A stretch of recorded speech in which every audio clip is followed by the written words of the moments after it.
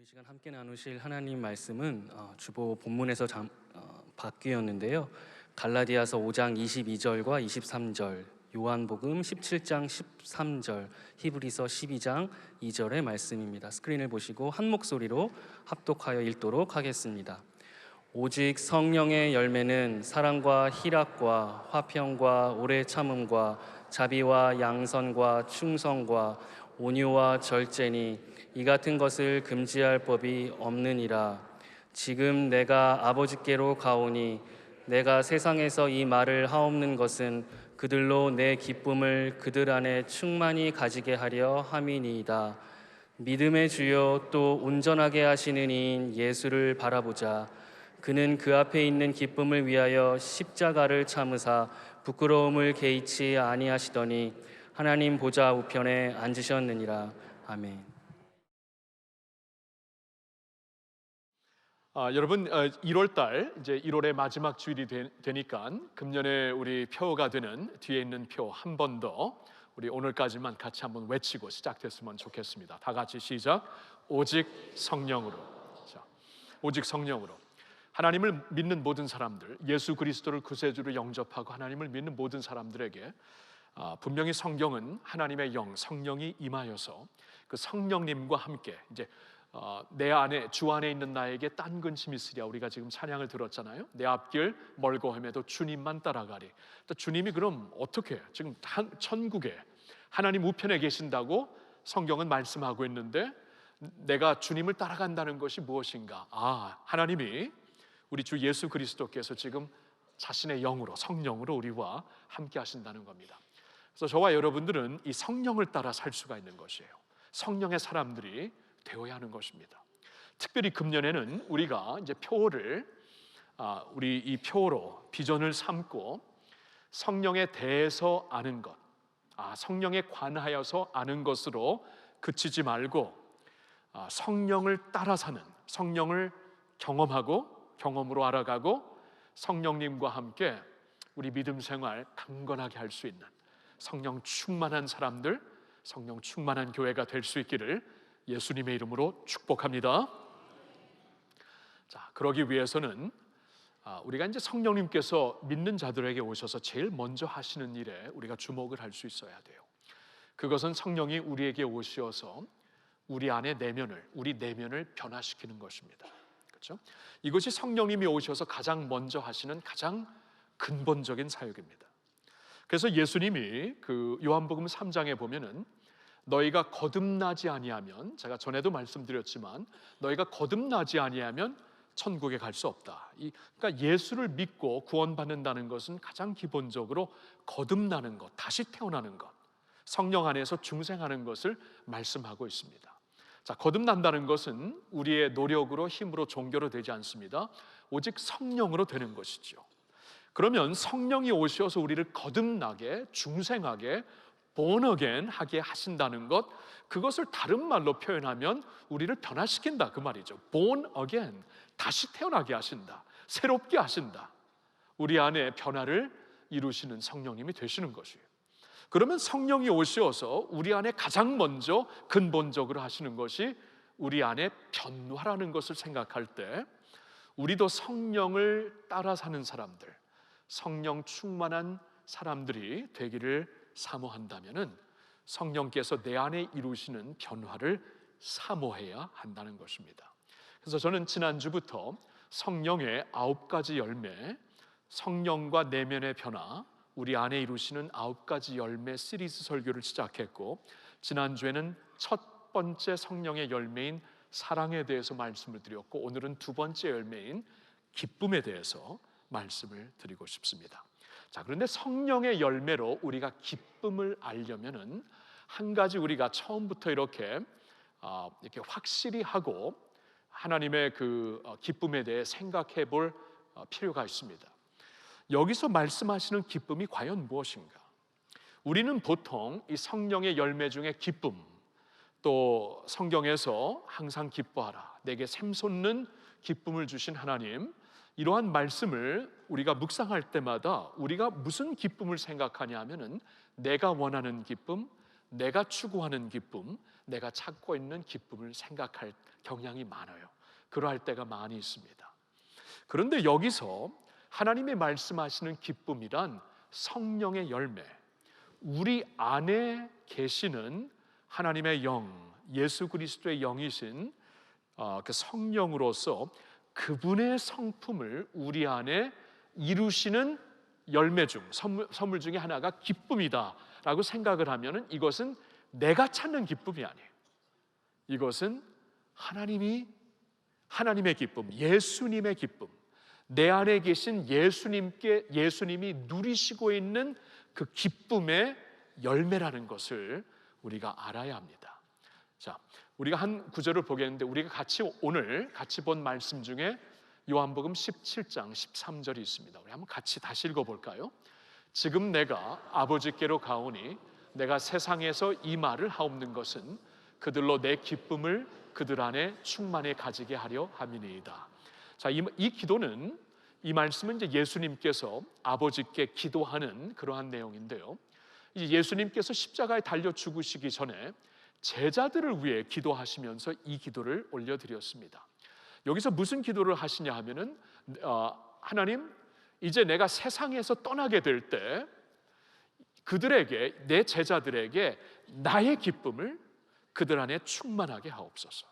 내 기쁨이 그들 안에 충만하게 하옵소서라고 예수님이 기도하고 계시죠. 그렇죠? 예수님이 제자들을 위해 이 기도를 하셨다는 것은 오늘 우리를 향해서도 이 기도를 하고 계시다는 겁니다. 그렇죠? 주님께서 자신의 기쁨이 우리 안에 충만해지기를 원하신다. 이 기쁨의 열매를 우리 안에 이제 맺기를 원하신다는 말씀이에요. 그러니까 나의 기쁨이 아니라, 내가 찾는 기쁨이 아니라 예수님의 기쁨, 내가 찾는 기쁨을 내려놓고 양보하고 주님의 기쁨으로 채워질 때 주님이 지금 방금 전에 본 그 기도가 우리 안에 이루어지면서 주님의 기쁨의 열매가 우리 안에 맺혀지게 되는 것입니다. 자, 제가 한 가지 좀 쉬운 예화를 한번 들어볼게요.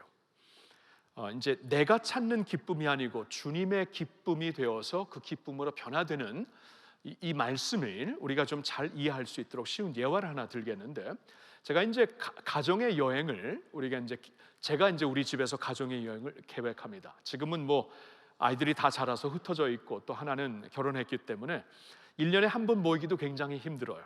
그래서 요 사이는 진짜 뭐 2년에 3년에 한 번 다 같이 모이면은 그때가 진짜 아주 풍성한 시간이 되기 위해서 계획을 잘 해야 되는데 보통 제가 계획을 합니다.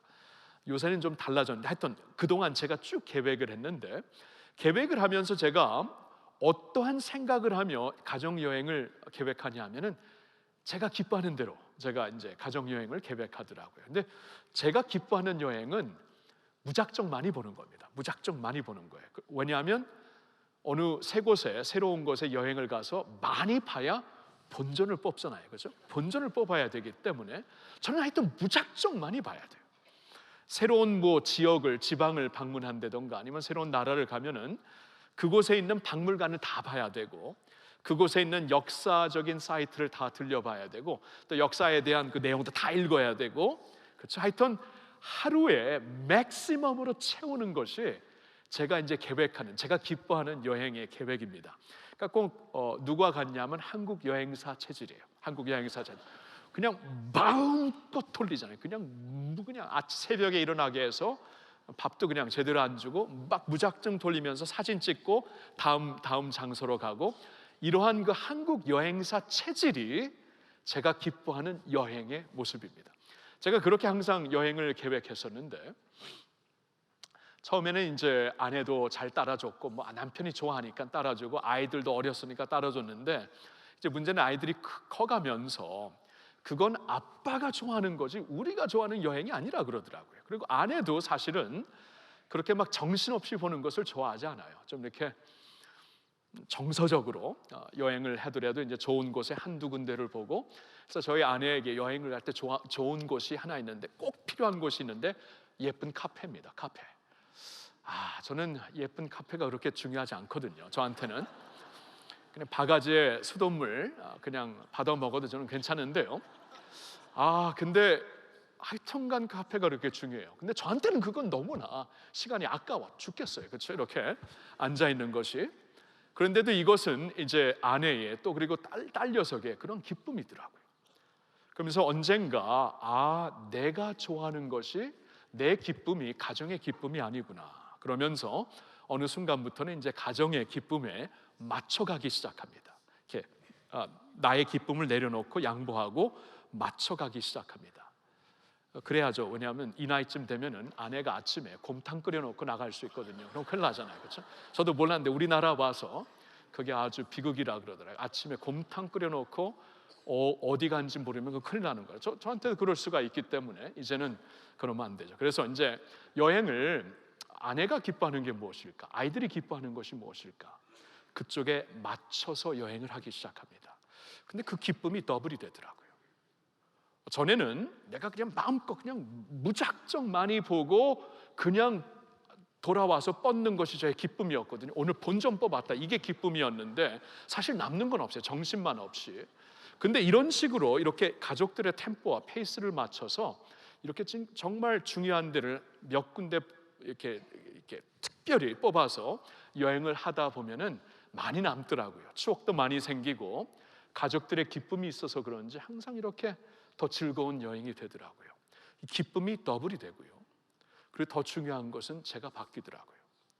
이 가족의 상대방의 기쁨에 맞춰서 가보니까 이제 나의 기질과 나의 생각, 나의 모습이 변하면서 이 내가 맞춰가는 사람들의 그 기질로 그리고 생각으로 그리고 그러한 계획으로 변화되는 것을 발견하게 됩니다. 그런 것이에요.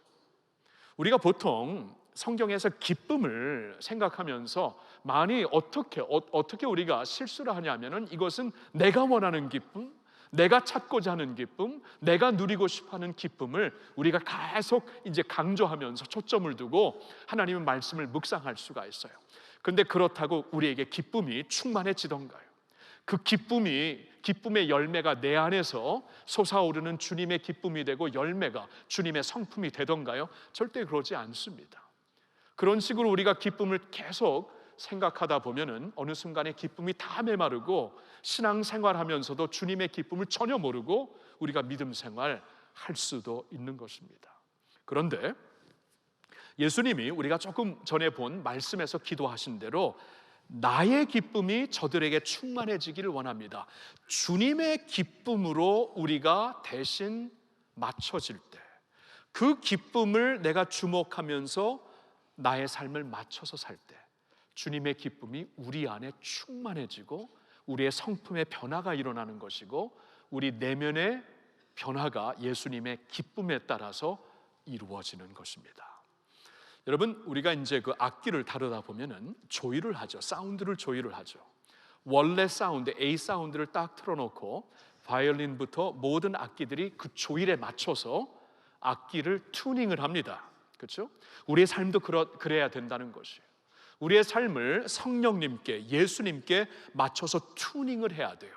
그분의 기쁨에 따라서 내가 조율된 삶을 살 때 그 기쁨이 내 안에서 충만한 성령의 열매로 이루어지는 것이지, 나의 기쁨을 고집하면서 성경 말씀을 계속 적용하다 보면은 어느 순간에 기쁨은 메말라지고 사라지게 되어 있는 것입니다. 자, 여러분, 저는 오늘 이제 여러분들과 함께 성령의 두 번째 열매를 같이 묵상하면서 오늘 우리가 이제 금년에 특별히 성령의 사람들로, 성령의 충만한 사람들로 살기 위해서는 이제 성령이 우리 안에 이루시고자 하는 내면의 변화에 초점을 둬야 되는데, 성령이 우리 안에 이루시고자 하는 두 번째 내면의 변화, 이 기쁨이 예수 그리스도의 충만한 기쁨이 되고 성령의 열매가 되기 위해서는 우리 모두가 예수님이 기뻐하시는 것이 무엇인가, 여기에다 초점을 두고 우리의 삶을 맞춰가는 것이 중요합니다. 오늘 그러한 시간이 꼭 되었으면 좋겠어요. 자, 그러면서 저는 여러분들과 함께 이제 예수님에게 가장 큰 기쁨이 되었던, 감격이 되었던 것이 무엇이었나, 예수님의 삶에서 한번 생각을 해보고 싶습니다. 복음서를 통해 예수님의 기쁨은 과연 어디 있었던 것인가 보면은 몇 가지가 하이라이트로 우리에게 보여지기 시작합니다. 첫째로는 예수님의 기쁨은 죄인이 회개하고 돌아올 때 분명히 있었습니다. 죄인들이 회개하고 돌아올 때 너무나 기뻐하시는 예수님. 여러분, 성경을 보니까 누가복음 19장 10절에 예수님께서 인자가 온 것은 잃은 자를 찾아서 구원하기 위함이다. 예수님이 이 세상에 오신 미션을 잃어버린 자들, 죄인들을 찾아서 구원하기 위해서 오신 것이라고, 여기에 자신의 모든 미션과 모든 기쁨이 있다고 분명히 말씀해 주시고 있습니다. 이 기쁨을 어느 정도인가 이렇게 설명을 하세요. 성경 말씀 누가복음 15장을 보면은 천국에서는, 하늘에서는 회개할 필요가 없는 99명의 의인보다도 반드시 회개하고 돌아와야 되는 죄인이 회심할 때 더 기뻐한다고 말씀을 하십니다. 그만큼 한 영혼이 회개하고 돌아오는 것을 기뻐하신다는 것이에요. 탕자의 비유에서는 주님, 하나님의 기쁨, 이 죄인들이 돌아올 때 하나님의 기쁨은 절제하지 못하는 기쁨이더라고요. 거기 탕자의 모습을 보면은 아버지의 모습이 어떠합니까? 아버지가 달려가잖아요. 여러분, 중동 지방에 어른들은 긴 로브를 입습니다. 긴 로브를 입는 이유는 어른들은, 신사들은 달리지 않는 문화이기 때문에 그렇습니다. 달리는 자들은 머슴들이에요. 달리는 자들은 애들 뿐입니다. 그러나 거기 중동 지방에서 보여지고 있는 예수님의 탕자 비유에서는 아버지가 아들을 향해 달려갑니다. 집 나간 아들, 방탕하는 아들, 지금 방황하고 있는 아들이 돌아올 때에 절제하지 못하는 기쁨으로 달려나가서 맞이하시는 하나님 아버지, 그게 아버지의 기쁨이고 예수님의 기쁨이라는 것이에요. 그리고 예수님은 이 기쁨을 또 다른 면으로 이렇게 설명을 하십니다. 이 한 어린 아이가, 한 작은 자가 하나님께로 돌아오는 길을 방해하거나 실족시키는 자들은 아예 연자맷돌을 목에 메고 바다에 빠뜨려지는 것이 더 낫다. 그 정도로 한 영혼이 주님께로 돌아오는 것을 막지 말라. 이것은 나의 기쁨이다라고 말씀을 하시는 것이에요. 여기에 주님의 기쁨이 있습니다. 저와 여러분들도 언젠가 어느 순간 우리가 회개하고 주님께로 돌아왔을 때 주님이 이렇게 기뻐하셨어요. 천국에서는 회개할 필요가 없는 99의 의인들보다 이 한 사람, 죄인이 돌아오는 것을 더 기뻐하고 하나님이 절제하지 못하는 기쁨으로 축제를 하셨다는 것입니다. 이게 주님의 기쁨이에요. 그렇다면, 이게 주님의 기쁨이라면 내 삶을 이 기쁨에다 맞춰 살아야 된다는 것이에요. 내가 그 기쁨으로 나의 속사람이 변화되기 위해서는 나도 그 주님의 기쁨으로 채워지는 사람, 기쁨과 함께 사는 사람이 되어야 한다는 것입니다. 그래서 묻고 싶습니다. 여러분, 영혼 구원을 위하여서 얼마나 노력하고 있습니까? 전도하기 위해서 얼마나 기도하고 있습니까? 이번에 여러분, 그 설을 맞이해서 우리가 이제 그러니까 그 고향에 갔다가 다시 돌아오게 된 분들이 꽤 있는데, 가족을 만날 때마다 아직 주님을 모르는 분들을 위해서 얼마나 간절하게 기도하시고 계시나요? 이게 주님의 기쁨, 주님의 간절함은 한 영혼이 주님께로 돌아오는 것이에요. 그러면 우리도 이제 전도하는 사람들, 영혼 구원을 위하여 눈물을 흘리고 정말 간절하게 애타게 예수님을 전하는 사람들, 예수 믿으라고 전하는 사람들이 되어야 하는 것입니다. 그리고 사람들이 주님께로 나오는 그 길을 방해하거나 실족하게 만들지 말아야죠. 전도의 문을 우리가 막지는 말아야 되겠죠. 그렇죠? 성경을 보면은 도리어 종교인들이 전도의 문을 막더라고요. 예수님께서 죄인들이 다 주님께로 돌아오게 하시는 것을 종교인들이 도리어 막더라고요. 우리에게도 자칫 잘못하면 그렇게 될 수가 있습니다. 종교의 열정을 가지고 도리어 전도의 문을 막을 수 있으니까 그런 일은 하지 말아야 되겠죠. 사랑하는 성도 여러분, 예수님의 기쁨은 이 한 죄인이 주님께로 회개하고 돌아오는 데 있습니다. 우리도 영혼 구원의 기쁨을 가지고 열정을 갖고 예수님과 함께 살 수 있기를 주님의 이름으로 축원합니다. 예수님의 두 번째 기쁨, 하이라이트를 한번 복음서에서 보니까 형제들이 하나 되어 동거할 때 그렇게 기뻐하시더라고요. 형제들이 하나 되어 동거하는 것을 그렇게 감격하시고 기뻐하시는 주님이 되십니다. 이것이 어디에서 가장 명확하게 보여지냐 하면은 예수님이 우리를 놓고 기도하실 때, 지금도 예수님은 하나님 우편에서 지금 우리를 위해 간구하시지만 이 지상에 계시면서 십자가에 달려 죽으시고 그 후에 부활하시어서 아버지께로 올라가시기 전에 지상에서 우리를 놓고 마지막 기도를 하셨을 때 바로 이 한 가지를 위해 기도하시더라고요.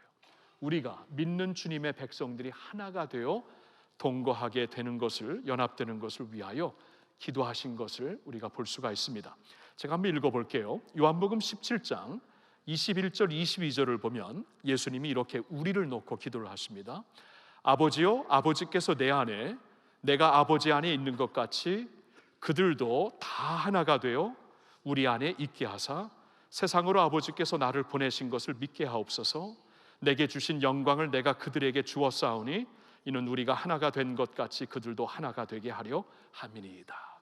여러분 들으셨나요? 예수님이 한 가지를 놓고 기도하십니다. 우리가 하나 되기를 위하여서.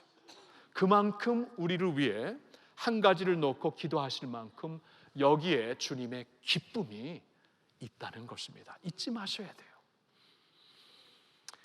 시편 133편을 보면은 하나님의 감격을 또한 우리가 볼 수가 있는데, 여기 1절은 우리가 같이 한번 읽어볼까요?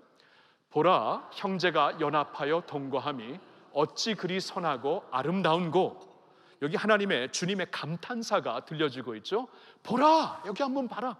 이렇게 형제들이, 주님의 형제들이, 믿음의 형제들이 연합하여 동거함이 어찌 이렇게 선하고 아름다운가 하고 감탄사를 우리에게 전해주시고 있습니다. 감격하신 주님의 마음입니다. 이러한 모습이 도대체 어느 정도 감격이 되는가? 2절에 보니까 이렇게 말씀을 하십니다. 머리에 있는 보배로운 기름이 수염 곧 아론의 수염에 흘러서 그의 옷깃까지 내림같고. 이게 무슨 말씀이냐 하면은 하나님께서 첫 제사장으로 아론을 세우시지 않습니까? 아론을 제사장으로 세우셔서 이제는 하나님과 사람들 사이에 제사장, 다리 역할을 할 수 있는 제사장을 세우시면서 하나님이 얼마나 감격했겠어요.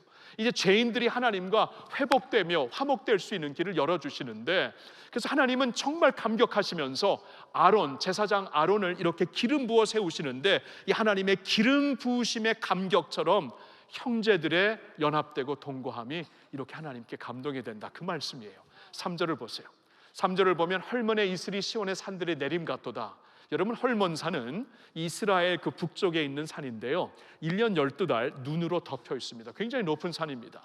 그래서 그 눈이 녹으면서 여름이 되면 굉장히 건조하고 그 주위의 땅이 삭막해지는데, 이 눈이 녹아내리면서 그 주위의 땅을 적셔주고 기름지게 하는 것입니다. 이것을 이제 하나님께서 자신의 복으로, 축복으로 말씀을 하시는데, 이 형제들이 동거하고 연합하여 동거하는 것이 이렇게 헐몬의 이슬의 시온이 내려와서 그 산들에 그 이슬이 내려와서 온 주위의 땅을, 삭막한 땅을 적시게 하는 것과 같다.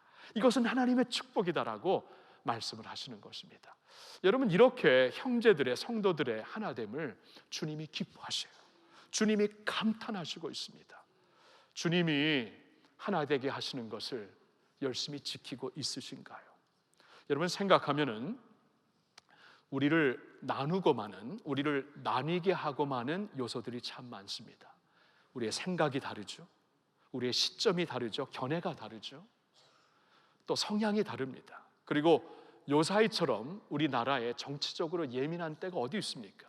항상 예민했다고 말할 수 있지만, 저는 지난 10년 동안 다시 우리 조국으로 돌아와서, 저의 모국으로 돌아와서 10년 동안 우리나라에서 사는 동안에 이렇게 예민한 적은 처음 봤습니다. 그래서 이렇게 정치적으로 예민하면서 우리가 갈라질 수밖에 없는 그러한 요소들이 많지만, 예수님이 무슨 말씀을 하시던가요? 내가 그들에게 나의 영광을 보여줬습니다. 주님, 아버지와 내가 하나이듯이 이들이 하나가 될 수 있도록 나의 영광을 이들에게 주었습니다. 우리를 갈라놓게 하는 모든 요소들을 압도하며 초월하게 하는 주님의 영광이 주어졌다는 것이에요. 그 영광에 주목할 때 우리는 아무리 생각이 다르고 우리의 의견에 차이가 있을지라도 주 안에서 주님의 영광을 주목하면서 하나가 될 수 있는 줄로 믿습니다. 여러분, 예수님의 12 제자들을 보면 참 신기해요. 예수님의 12 제자들 중에 어떠한 사람이 있었냐 하면 그 셀로신이라고 불려지는 시몬이 있었습니다. 셀로딘. 이 셀로딘 시몬은 누구였냐 하면 그 당시에 이 그 열심 당원, 이 젤로트라는 것은 열심 당원들을 가리키고 오늘날로 말하면은 독립운동을 하고 있는 사람이었어요. 독립운동. 이 로마 제국에서부터 이제 우리 이스라엘 유대 백성들이 독립될 수 있도록 막 이 로마인들을 죽이고 암살하고 독립운동을 하고 있는 셀로진 시몬이 있었냐 하면은 예수님의 12제자 중에 로마 정부의 공무원이었던 세리 마태가 있었습니다. 참 대단해요. 예수님의 12제자 중에 이렇게 극과 극의 사람들이 있었습니다. 그냥 보통 때에 길거리에서 지나가다가 서로 만났으면 멱살을 잡고 서로 패스를 두 사람이 예수 그리스도 안에서 12제자 공동체를 이루고 맙니다. 이게 하나님의 나라더라고요. 하나님의 나라는 주님의 영광으로 말미암아 이루어지는 것입니다. 그렇죠? 이 모든 우리의 디퍼런스를, 우리의 차이점을 압도하고 그것을 초월하게 하는 예수 그리스도의 영광으로 말미암아 예수님이 기뻐하시는 우리의 하나됨을 우리 열심히 지키기를 예수님의 이름으로 축원합니다. 이게 예수님의 기쁨이에요. 여기에 맞춰 나가야 됩니다.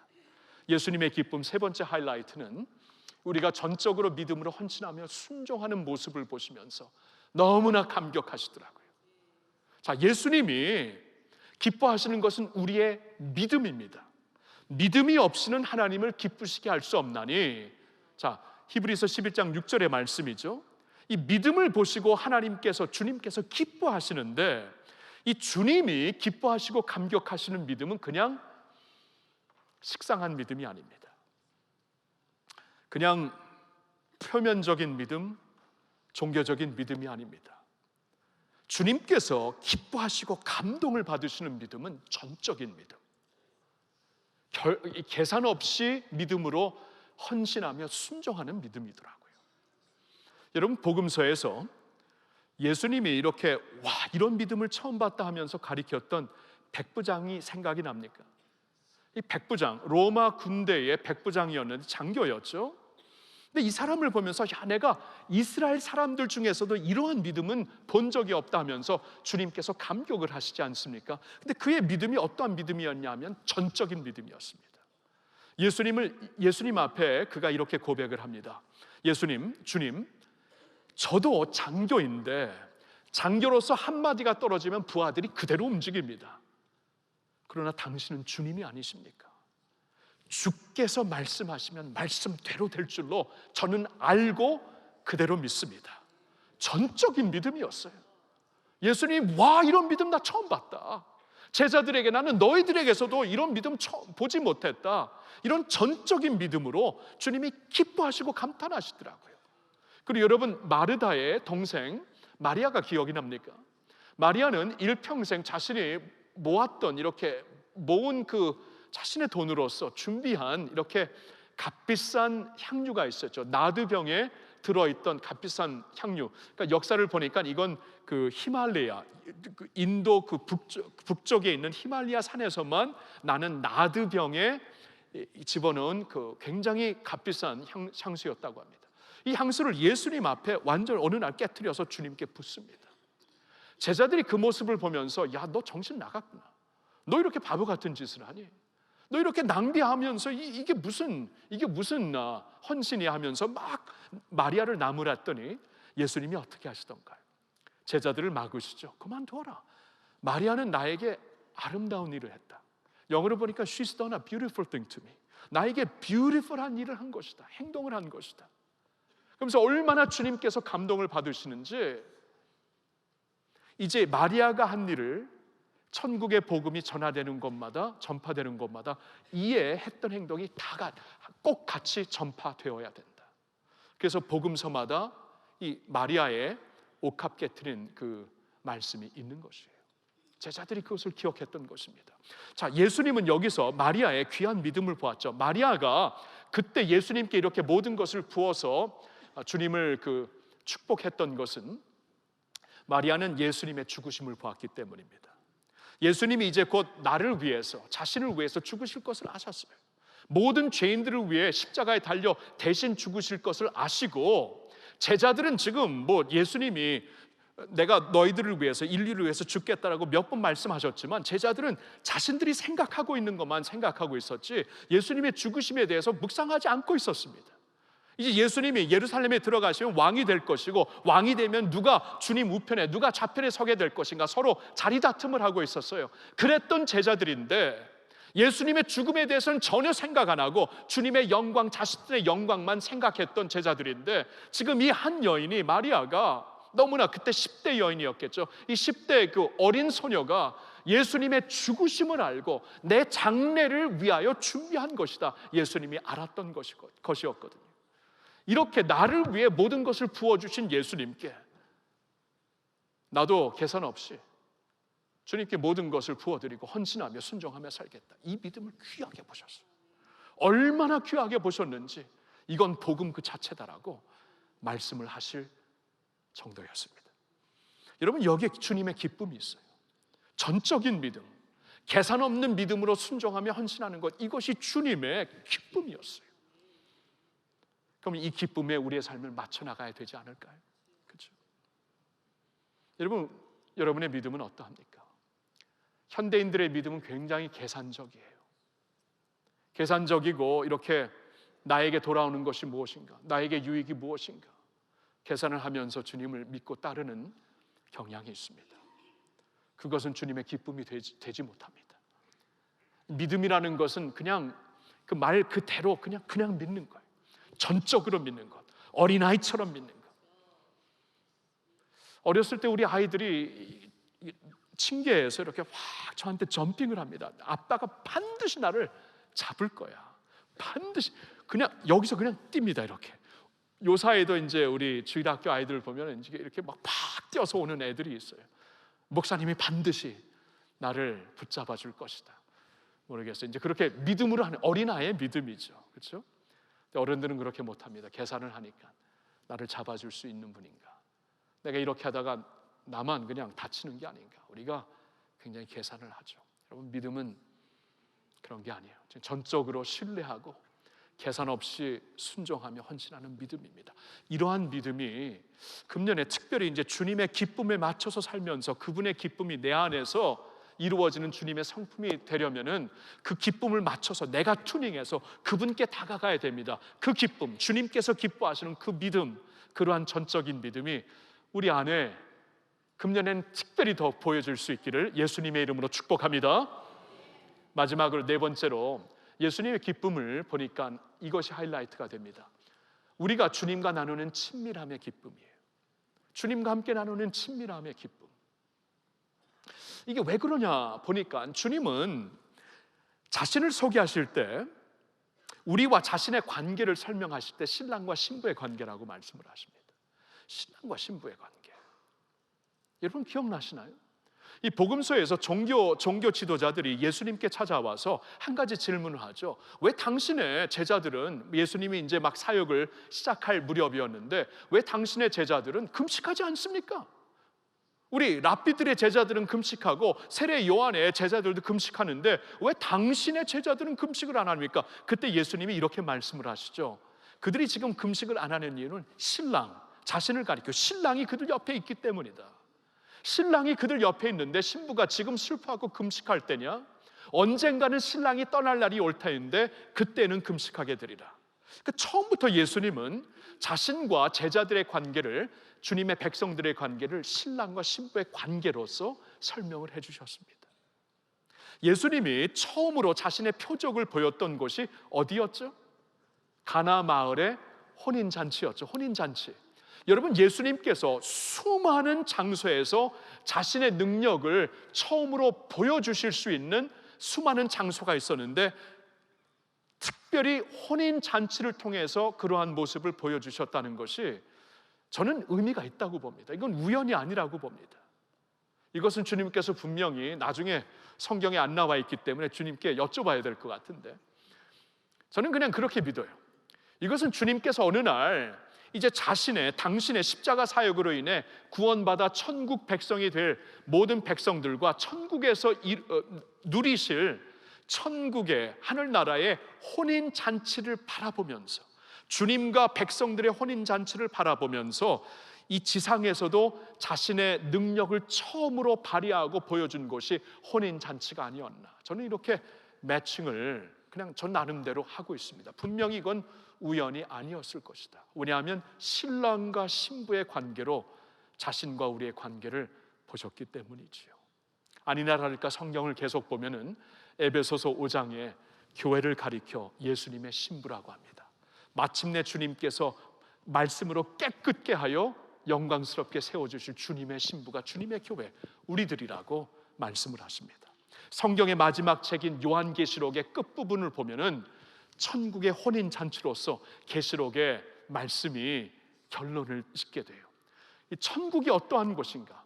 주님의 모든 구속사역이 다 끝나고 하나님의 구원이 완성되어서 모든 구원받은 사람들이 천국 백성이 되었을 때 그 천국 백성들과 함께 하나님의 어린 양의 혼인잔치, 하나님의 어린 양은 예수님이죠. 하나님의 어린 양 예수 그리스도의 혼인잔치에 참여하는 이 천국의 감격으로, 천국의 기쁨으로 요한계시록 성경의 계시를 주님께서 결론을 짓습니다. 천국이 그런 곳이에요. 혼인잔치의 기쁨이 영원한 곳입니다. 자, 그렇다면은 어제나 오늘이나 영원까지 우리와 주님의 관계는 신랑 신부의 관계예요. 신랑 신부의 관계는 친밀한 관계입니다. 제가 제 아내와 나누는 친밀함은 제가 그 누구와도 나눌 수 없는 친밀함이 거기에 있어요. 베스트 프렌드하고도 나누지 못하는 친밀함, 저의 아내하고 나눕니다. 저의 신부이기 때문에. 우리가 예수님의 신부라는 것은 그러한 엄청난 특권이 있어요. 그리고 거기에 주님의 기쁨이 있어요. 여러분, 신랑의 기쁨은 신부가 친밀해질 때 기쁨이 충만하는 거예요. 저도 신랑으로서 가장 기쁠 때, 주님 말고 가장 기쁠 때 우리 아내가 친밀하게 해줄 때 너무나 기뻐요. 이건 신랑의 기쁨입니다. 그러니까 우리의 신랑 대신 예수님의 기쁨이 어디 있는 것인가? 예수님의 기쁨을 향해 나의 삶을 맞춰 나가야 되는데 그 기쁨은 바로 신부와 신랑, 우리와의 나누시는 친밀함에 있다는 것이에요. 여러분, 이번 한 해 동안 이 기쁨을 아시기를 축원합니다. 우리 있잖아요, 예수님을 추상적으로 믿지 맙시다. 정말 우리가 식상하게 믿을 때가 많아요. 그냥 믿는 것, 그냥 습관적으로 믿고 종교적으로 믿을 때가 많아요. 그렇게 따를 때가 많습니다. 근데 주님은 아니라고 해요. 이건 신부인데, 나의 신부인데, 신랑과 신부의 친밀함으로 이루어지는 관계인데, 이렇게 거리가 있는 관계, 추상적인 관계, 식상한 관계가, 이것은 주님이 기뻐하실 수가 없는 것입니다. 그러니까 주님의 기쁨은 우리와의 친밀함이에요. 그러면 그쪽을 향해 우리가 가는 겁니다. 튜닝하는 거예요. 주님의 기쁨에다 맞추다 보니까 주님의 기쁨이 내 안에 들어와서 충만하게 되는 것이고, 그 기쁨이 마침내 성령의 열매가 되고 내 안에 변화되는 주님의 성품이 되는 줄로 믿습니다.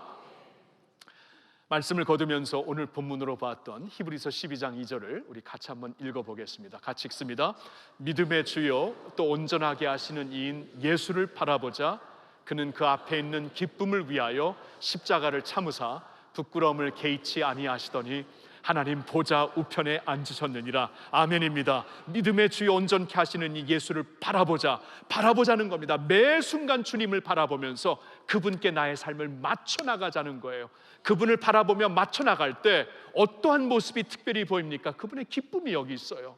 우리 때문에 십자가를 참으신 그 기쁨, 그 주님의 기쁨을 내가 맞춰 나가면서 주님의 기쁨이 어디 있었던 기쁨인가, 거기에 나의 삶을 매칭시켜서 맞춰 나갈 때에 주님의 기쁨이 우리 안에 충만해지며, 그래서 그 믿음 안에, 그 기쁨 안에 우리를 그 믿음 안에서 온전케 하시는 예수님이 되시는 줄로 믿습니다. 이 기쁨이 여러분 삶 가운데 충만하시기를, 예수 그리스도의 기쁨이 성령의 열매로 충만하시기를 주님의 이름으로 축원합니다. 아멘. 기도합니다.